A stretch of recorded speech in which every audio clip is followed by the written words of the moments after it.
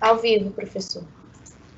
Boa tarde, galera. Sétimo ano, como é que estão, minha gente? Tudo de boa? Todo mundo bem?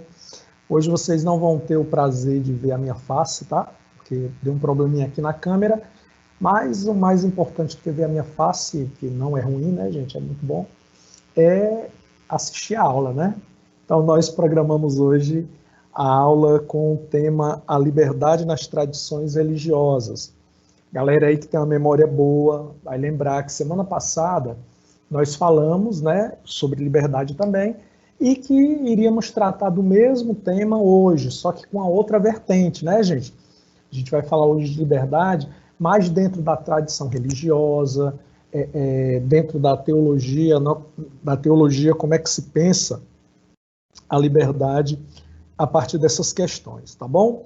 Mas já para começar, eu quero que vocês olhem essa imagem que está aí, né, tem uma cadeira com asas atrás dela, e eu queria que você, pensando na questão da liberdade, definisse, né, qual é a sua definição, o que é que essa imagem tem a ver com a liberdade, tá bom? Comenta aí no chat que já já eu peço a Ju para poder ler a resposta de vocês, tá, galera? Vamos participar, meu povo. Turma do sétimo ano, manda ver mesmo na participação, nos comentários e nas perguntas também, tá certo? Então, escreve aí o que é que essa cadeira com asas significa para você ou representa quando o assunto é liberdade. Detalhe importante, ó, essa imagem, ela está lá no livro de vocês, certo?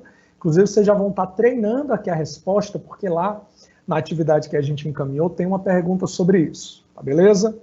Então, vamos lá, minha gente. O nosso roteiro de hoje, a gente não vai caminhar para muito longe, não. Temos só 4 pontinhos aí para nós falarmos, certo?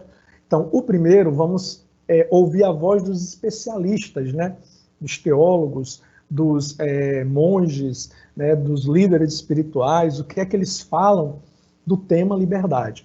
Depois nós vamos ouvir as tradições religiosas, né? O que é que as tradições religiosas tratam, falam, quando o assunto é liberdade ou livre-arbítrio. No terceiro ponto, a gente vai perceber que dentro dessa perspectiva de liberdade, né, que as tradições religiosas apresentam, elas podem oferecer também uma dimensão libertadora. A gente vai já descobrir o que é isso aí. E, para a gente terminar, a gente vai lembrar um texto do apóstolo Paulo, escrito por ele e direcionado para os cristãos e para o mundo, tá bom? Então, vamos nós ouvir os especialistas, meu povo. Quem são esses especialistas? Como eu falei, está aí mencionado, né? Teólogos, peraí, galera. Ok. Teólogos, monges, doutor, né, estudioso em ciência da religião, etc. Muito bem.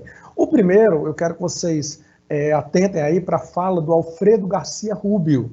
É um teólogo que diz o seguinte, com relação à liberdade. O ser humano é chamado a ser senhor da sua própria vida, capaz de fazer as suas escolhas. Então, olhando para a ferramenta teológica, né, para o instrumento de pesquisa, o Alfredo Garcia Rubio entendeu, a partir da Bíblia, que o ser humano ele é chamado a ser senhor da sua própria vida. E, sendo assim, ele é capaz de fazer as suas escolhas, ou seja, ele determina.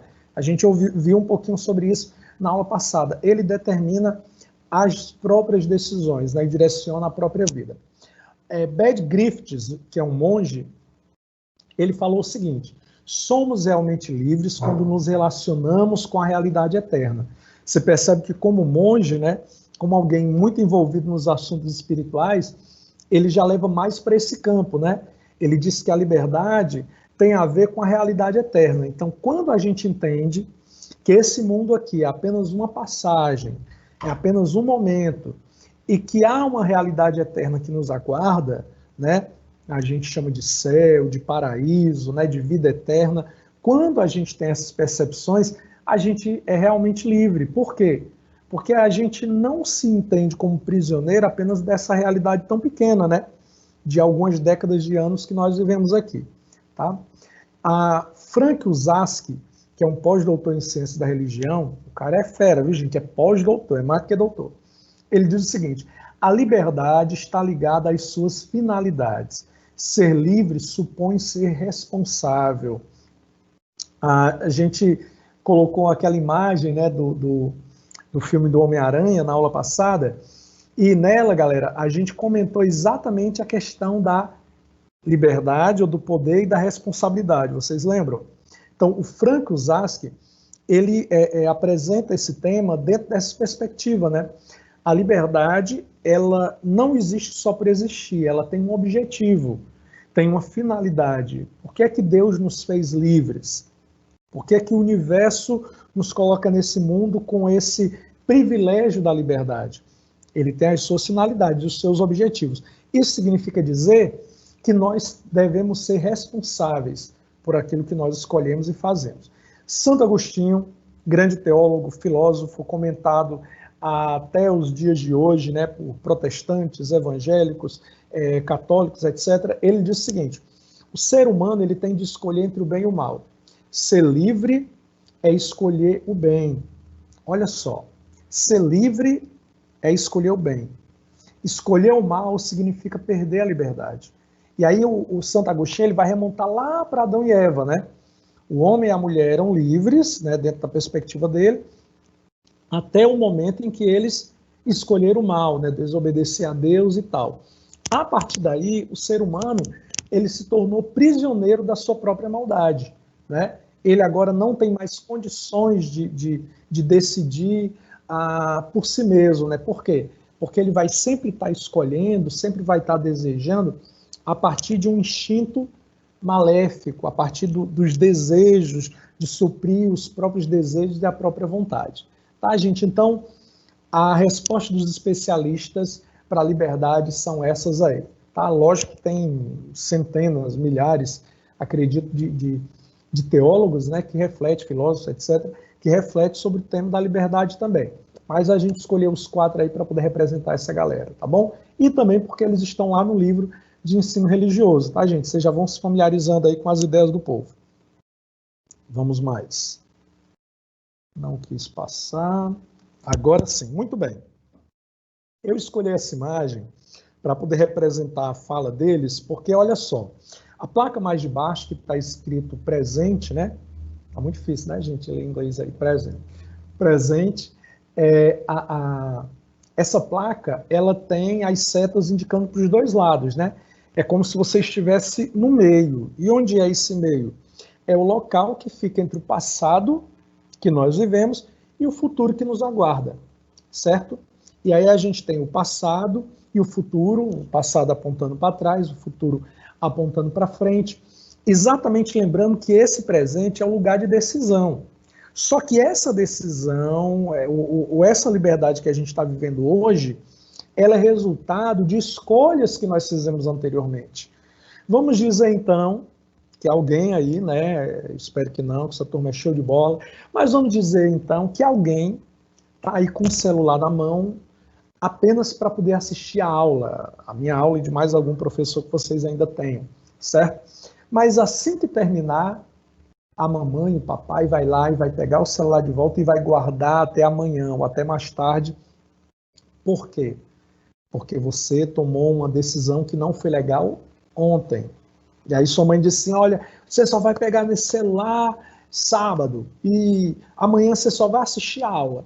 Então, você está vivendo o presente, uma consequência de uma decisão passada que você tomou.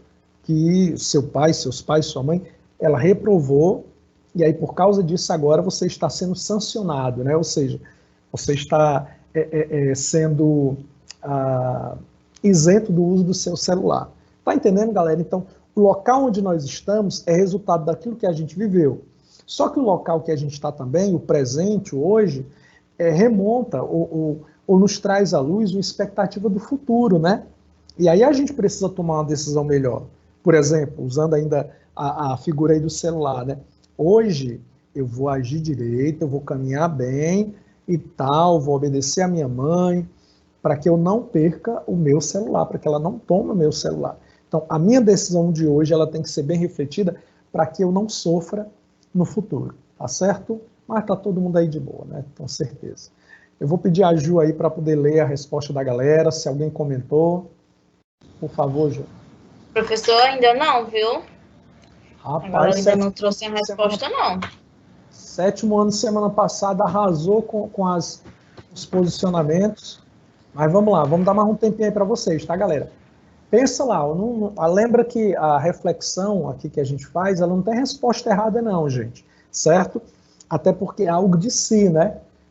Vocês vão responder o significado que aquela cadeira com as asas, elas têm, se tratando do tema da liberdade. Então, pensa mais um pouquinho, daqui a pouco a gente repassa aí para a Ju de novo e espera as respostas de vocês, tá? Vamos comentar, meu povo, só eu falando sozinho, né? Daqui a pouco vocês enjoam. Então, vamos lá. O que as tradições respondem? O que as tradições dizem? O judaísmo, ele fala o seguinte, ó, o ser humano, ele recebeu a liberdade do Criador.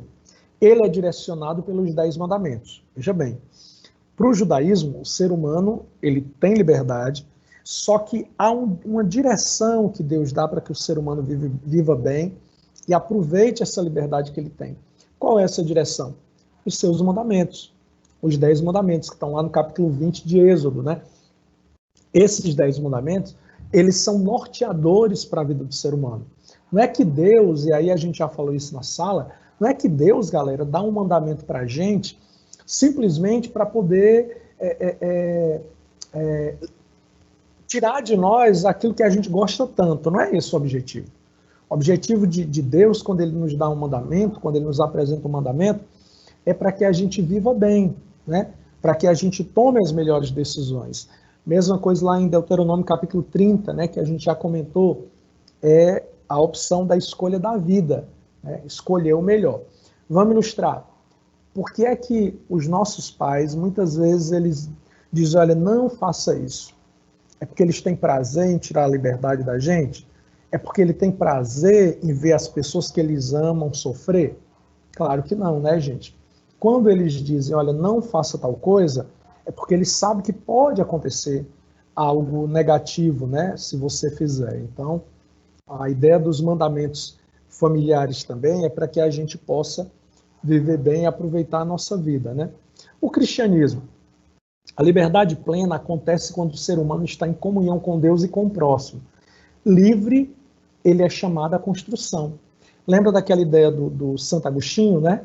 Santo Agostinho era um teólogo cristão, lógico, e ele dizia algo parecido com isso aí. Né? Quando o ser humano está próximo a Deus, ou seja, vivendo dentro da perspectiva do bem, esse ser humano ele vai ser livre, tá?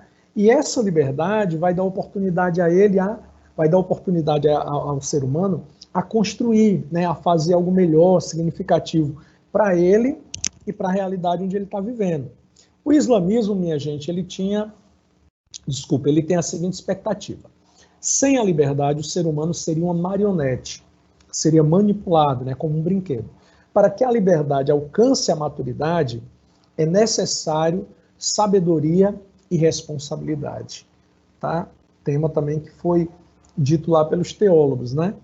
O espiritismo, ele diz o seguinte, ó, veja que a expectativa do espiritismo tem uma relação muito forte com o mundo espiritual e com o ciclo vivenciado, né, de acordo com os espíritas, de reencarnação. Né? A liberdade se dá sempre na relação com os outros. A gente vive a liberdade na medida em que a gente vive em comunidade. Tá? Com o livre-arbítrio, o espírito escolhe e determina o seu caminho. Tá? Então, veja bem, de acordo com o espiritismo, o desenvolvimento de uma pessoa na vida aqui na Terra vai exatamente conduzi-la para um lugar ou para uma condição maior ou menor na sua própria reencarnação, na sua próxima reencarnação, desculpa. Certo? A pessoa está vivendo aqui, tomando escolhas erradas e tal, né? Então, quando ela morrer e reencarnar novamente, ela vai precisar passar por todo o processo de purificação, eu vou chamar assim, para que ela seja uma pessoa melhor, para que ela viva melhor, tá? Então, por isso que ele diz que com o livre-arbítrio, o espírito escolhe e determina o seu caminho, né? Para onde ele está caminhando, para onde ele vai nesse processo de reencarnação. Muito bem. E aí a gente tem mais uma imagem, né, mais uma figura muito significativa. Esse rapaz, ele está aí com a sua bagagem, vamos dizer que essa bagagem represente as suas decisões, né, no passado, e ele está com um caminho livre aí para poder percorrer, para poder caminhar, certo? Então, essa é a condição que a gente espera, né, na nossa vida, de maneira geral, né, galera? Mas sempre lembrando, ó, decisões, responsabilidade, porque vão vir as consequências, né? Muito bem. Qual é, então, a dimensão libertadora das tradições religiosas? Que dimensão libertadora é essa? As religiões, elas podem ser libertadoras, ou seja, um instrumento de cuidado com a vida em todas as suas formas e um meio para formar homens e mulheres que estejam dispostos a lutar contra tudo que escraviza. Dentro dessa compreensão de que o ser humano, ele é um ser livre, que essa liberdade ela foi concedida por Deus, as tradições religiosas, né, ou pelo universo, ou por aquilo que foi concedido, dependendo da tradição, né, gente? Tá? Dependendo da tradição religiosa. Então, se há uma liberdade inerente ao ser humano, né, que pode ser vivida pelo ser humano, as religiões também podem e devem lutar contra tudo aquilo que escraviza, contra tudo aquilo que atormenta a vida do ser humano, né? E a partir daí formar pessoas que estejam dispostas a manter essa luta viva. Vamos exemplificar aqui, gente. Por exemplo, a escravidão, né? A escravidão na Inglaterra, ela foi abolida a partir de ações de lideranças religiosas, né? Aqui no Brasil, muitas vezes, os índios, eles eram protegidos de ser escravos, por quê? Porque os jesuítas que cuidavam das missões, né, das missões religiosas, missões evangelizadoras aqui no Brasil, eles viviam e protegiam os índios dentro de uma comunidade, né? Então, essa ideia, essa perspectiva libertadora, ela é produzida dentro desse próprio conceito e pensamento e ideia de que nós somos seres livres e a gente não pode, de modo algum, compactuar com nada que venha a estabelecer algum tipo de escravidão. Por exemplo, há pessoas que são escravas, né, dentro do local de trabalho e às vezes também dentro da escola. Em que sentido? Né? Quando ela é ali acuada pelos demais, né? Fica lá naquele canto e tal. Por quê? Porque os colegas de trabalho, os colegas de escola praticam bullying. Então, isso, gente, é um tipo de prisão, né? Porque a pessoa não se sente à vontade para ser quem ela é. Ela fica ali amuada, né? Prisioneira, ensimesmada, voltada só para si, porque não quer que os colegas pratiquem bullying. Então, vamos lembrar disso, né? Essa prática do bullying, por exemplo, ou de qualquer tipo de preconceito, é um tipo de escravidão, porque você não permite que aquela pessoa seja aquilo que ela deseja, aquilo que ela sabe que pode ser. Tá? Então, a dimensão libertadora das tradições religiosas, elas vêm promover isso, né? E a gente precisa se engajar, precisa se entender, não só como instrumento de libertação, como também aquele que repudia qualquer tipo de escravidão, né? Escravizar o outro, gente, por causa da sua raça, né?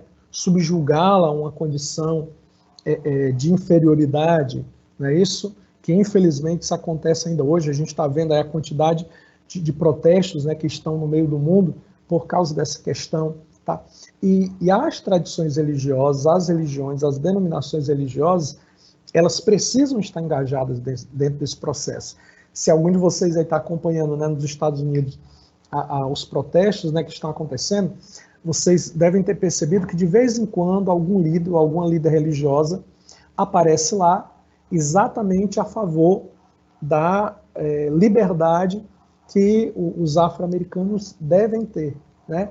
E contra o preconceito que é colocado sobre eles. Tá, gente? Então é muito importante a gente compreender isso, né? Se a gente olha para Jesus, a gente vê exatamente um exemplo claro de alguém que queria ver o ser humano livre, né? O cara estava lá prisioneiro de um espírito mau, Jesus ia e libertava, né, aquela pessoa. A pessoa estava lá prisioneira de um lugar porque tinha um problema de saúde, né, porque era deficiente físico, Jesus ia lá e curava. São demonstrações da liberdade que Cristo ele deseja para o ser humano, tá? Então, a mensagem do apóstolo Paulo lá na carta de Gálatas, gente, diz o seguinte: irmãos, vocês foram chamados para a liberdade. Todo mundo festeja, né? Todo mundo celebra. Coisa boa, fomos chamados para a liberdade. Mas, e aí vem o mas. A gente não pode esquecer do mas, tá? Que é a condição. Mas não usem a liberdade para dar ocasião à vontade da carne. Pelo contrário, sirvam uns aos outros mediante o amor. Não usem a liberdade para dar ocasião à vontade da carne. Como assim? Para não... você não use a liberdade para que você simplesmente não entenda que deve fazer o que pode fazer aquilo que você quer. Certo? Então, quando Paulo diz para não dar ocasião à vontade da carne, é exatamente isso. Não use a liberdade para achar que você pode fazer tudo que quer, inclusive contra a vontade dos outros, né, contra o desejo dos outros, ou que prejudica o outro, prejudica você mesmo. Não façam isso. Aí ele diz, olha, tem um serviço que vocês devem fazer. Vocês devem servir uns aos outros, entender que vocês estão aqui para viver essa vida em comunidade, né? Entendendo a importância que você tem e a importância que o outro também tem para a sua vida, tá? Então, essa é a mensagem, galera, do apóstolo Paulo, e aqui, de maneira muito livre, a nossa palavra de gratidão a vocês, tá certo? Aí eu passo novamente para a Ju, aguardando o retorno de vocês, minha gente. Pronto, professor, vamos lá. A Sara, ela disse que as asas representam a liberdade e a cadeira as consequências. Olha aí, já tem a resposta já para a questão da atividade, viu, Sara? O Juan, ele disse assim, a primeira imagem, porque a pessoa não precisa ficar esperando presa, pensando porque aquelas pessoas falam para fazer outras coisas. Ela faz o que ela quiser, seguir o caminho do bem com suas escolhas, o corpo é dele, e a mente é dele, e a vida é dele ou dela. Ela ou ele mandam em si mesmo. Show de bola, show de bola. O Gustavo trouxe que a cadeira representa que temos que sentar para voar. Ou seja, é uma escolha e podemos escolher voar ou ficar na terra. E aí, galera? E aí tem uma perguntinha aqui do Adam, professor. Ele fala assim, como nós podemos perceber se estamos no presente ou no passado? Existe alguma lei nas religiões? Muito bem. Olha só, deixa eu primeiro elogiar a resposta da galera, né? Olha, gente, a arte é uma coisa joia, né? Show de bola, né? Por que eu digo que a arte é show de bola? Porque ela abre a mente da gente, né? E nos desafia a refletir a partir daquilo que ela apresenta. E claro, e a gente tem uma imagem, né? Mas há também outras possibilidades, né? A escultura, a música, a poesia, né? Nos coloca dentro de uma dimensão que eu vou chamar até de transcendente, né? Que faz com que a gente saia daquele local onde nós estamos, da mesmice, do dia a dia, e comece a refletir algo muito maior. Olha quanta lição massa vocês trouxeram aí a partir daquela obra do Paulo Wilinski, né, que é o nome do autor da obra, eu acho que eu não tinha falado. Mas muito bem. Com relação à pergunta foi do Adam, né, Ju? Isso, professor. Muito bem. Olha só, gente, a expectativa que a gente tem, achei muito massa a pergunta do Ada, porque há muita gente refletindo sobre essa questão do tempo, né? Certo? Há muita gente refletindo e pensando coisas desse tipo, né? Será que o hoje existe? Será que o presente é real? Será que aquilo que a gente está vivenciando é realmente uma vida, né? Há discussões dentro desse sentido na filosofia. Inclusive, há um livro chamado Mundo de Sofia, que é uma história romanceada, né, da filosofia, muito legal, que apresenta todos esses aspectos aí. Mas veja bem, Ada, eu acho que o presente é aquele local onde a gente está como um todo, né, inteiro, completo, tá? Por exemplo, se eu estou aqui, né, sentado, dando essa aula, mas a minha cabeça, ela está nas coisas que eu vou fazer depois, eu não estou totalmente no presente, né? Eu estou dividido, certo? se eu estou aqui, né? Ou você está aí, vou usar agora você como exemplo, tá? Para a gente poder ficar num momento igual aí. Você está aí no seu sofá, na sua cadeira, tal, assistindo essa aula, e a sua cabeça está no que aconteceu ontem, né? Que foi legal ou não foi legal.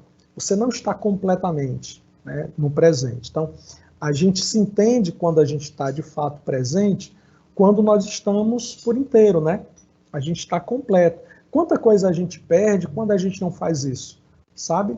A gente nem aproveita o que deixou de viver, o que está para viver, e nem aproveita o momento que a gente está ali, tá? Então, eu tenho que estar focado, e eu vou entender que eu estou de fato no presente, quando eu estou inteiro. Não só o meu corpo está no lugar, mas a minha mente também está focada naquilo que eu estou fazendo.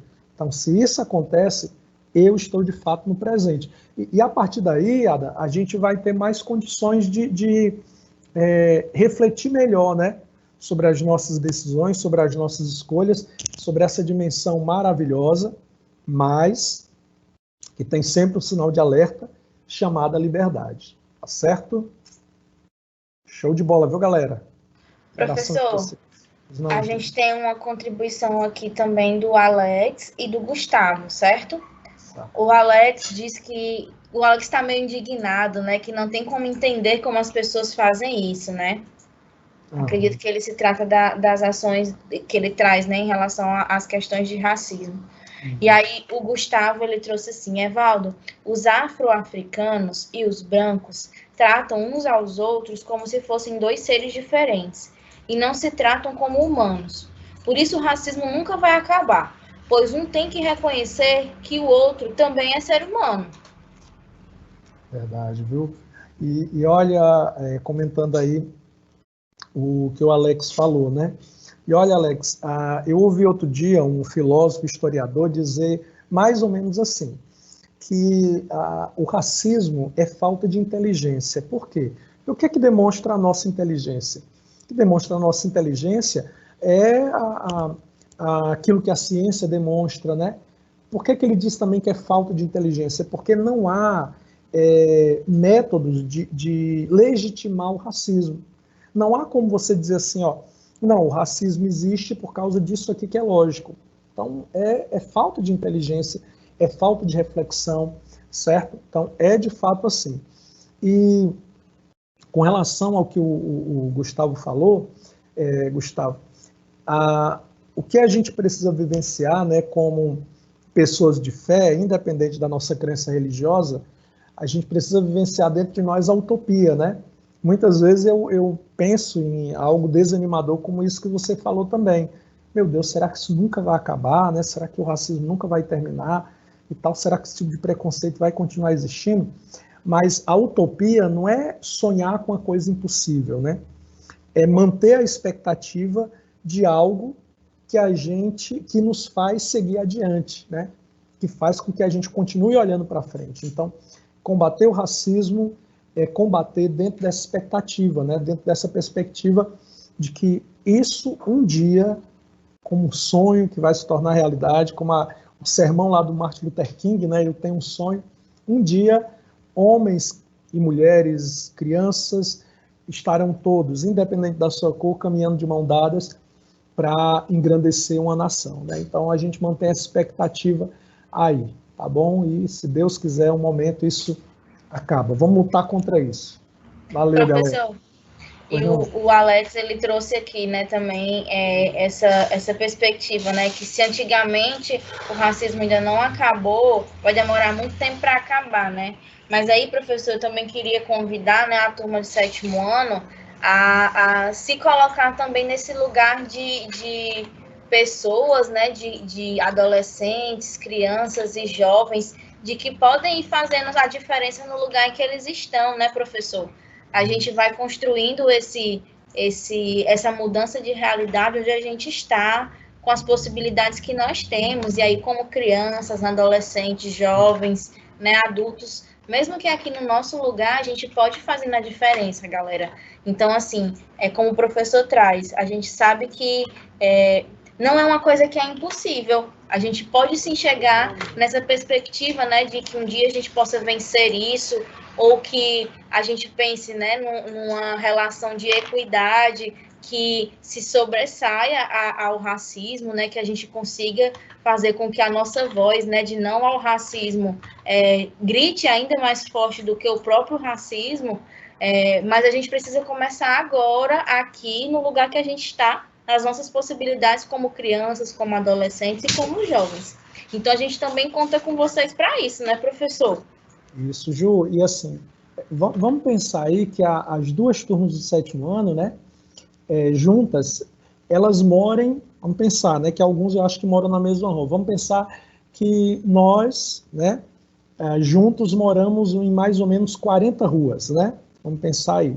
Os alunos têm a mesma rua e tal, o número é maior do que esse de aluno. Mas olha, se eu começo na minha rua a agir de maneira diferente e contrário, né, a esse tipo de preconceito, ao racismo, à intolerância religiosa, então, gente, já são 40 grupos que vão ser alcançados, né?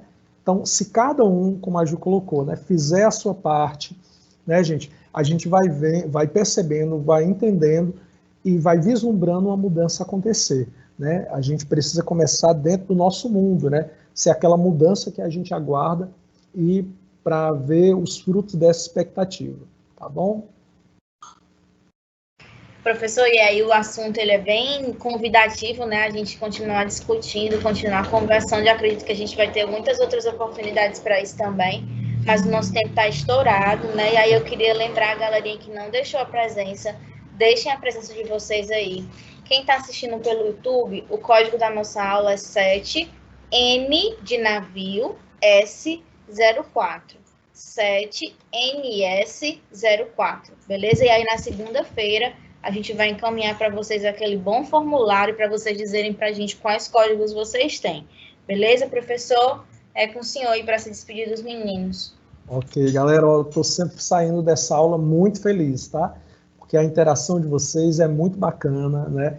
Eu quero ouvir mais pessoas ainda interagindo aqui com a gente, tá certo? Mas eu estou sempre saindo dessa aula muito feliz porque a colocação de vocês é sempre muito massa, né? Sempre muito positiva, tá bom? Então, olha, grande abraço, bom final de semana e até semana que vem. Continue se cuidando, hein, minha gente? Pelo amor de Deus. Valeu!